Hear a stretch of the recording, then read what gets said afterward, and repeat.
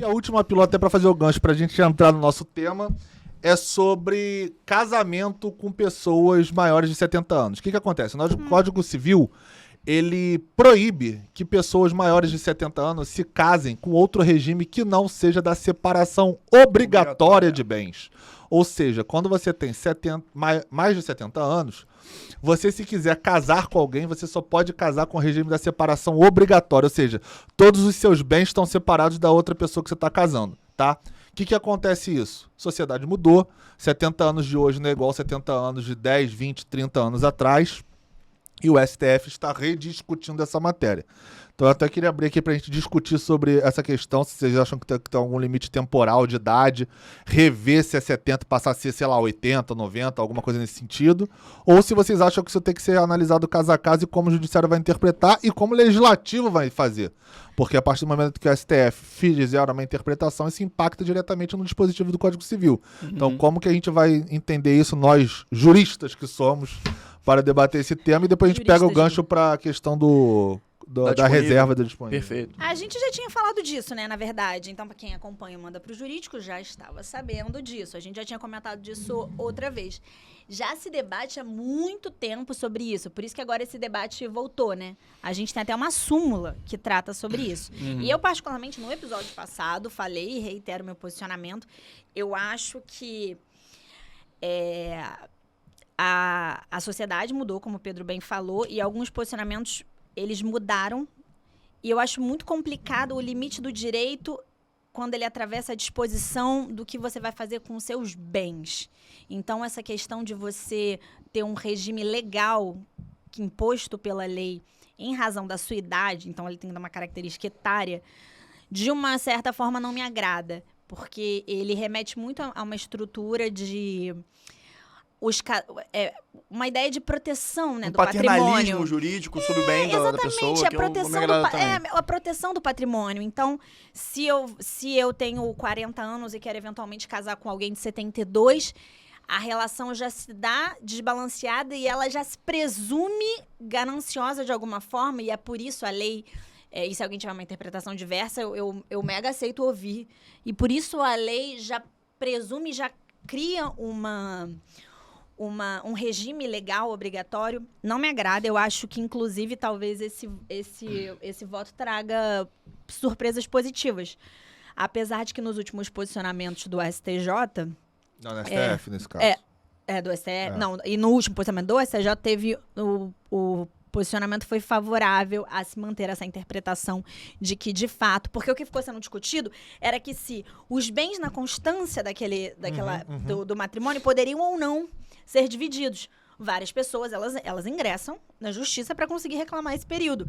E fica-se um posicionamento ali salpicado, cada um vai entendendo para o lado. Mas, na época, o STJ compreendeu que deveria valer a norma do Código Civil. Agora, eu não sei como é que o STF vai interpretar. Eu confesso que a nossa interpretação quanto a isso acompanha os dias de hoje, né? Então, naturalmente, estamos um pouco mais à frente do que a legislação vigente. A gente está falando de um Código Civil que é de 2002. Já se passaram 20 anos, gente. Tem o Código Civil maior de idade já. Bom, nesse meio tempo, a gente está falando do advento da internet, da dinamização da informação, de uma participação cada vez mais relevante, influente, e continue assim, da mulher no mercado de trabalho. Nesse sentido, eu vejo que é necessária uma atualização. Porque ficarmos presos a engrenagens e estruturas antigas não me parece uma boa solução visando o próprio curto prazo. Como a Nath bem falou, essa predisposição a um entendimento de que há certo interesse no relacionamento não me parece legal. Muitas vezes, por exemplo, hoje em dia uma mulher de 42 anos pode ter uma condição financeira e de patrimônio maior que de um cara de 72. Por que não? Com certeza. Entendeu?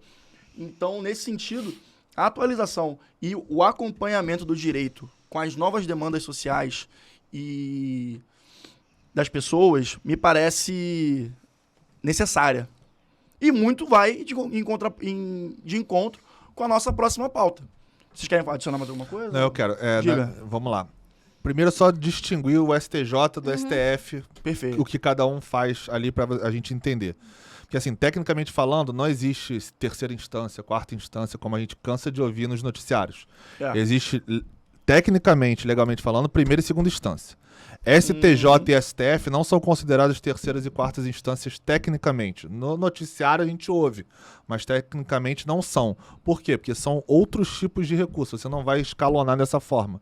Para você ir para o STJ, por exemplo, você tem que ter uma afronta à jurisprudência dominante, você tem que ter uma afronta a uma legislação federal, enfim, tem uns requisitos legais para você poder chegar ao STJ, porque se você perder em primeira e segunda instância e não tiver dentro desses requisitos que a lei prevê, você não pode ir na terceira instância, que se fosse uma terceira instância, de fato, você poderia, né? Então você não pode. Você tem, é um rol taxativo de incisos dentro de um artigo para você poder saber se se enquadra você entrar com o RESP e ir para o STJ ou não. Competência por matéria, né? Exato, perfeito. E a mesma coisa para o STF. Para o STF, você tem que estar, de alguma forma, afrontando algum dispositivo constitucional. E é isso, a gente pode discutir a generalidade desse tema e por que o STF está tão assoberbado de processo nesse sentido. Se deveria existir um filtro maior ou não.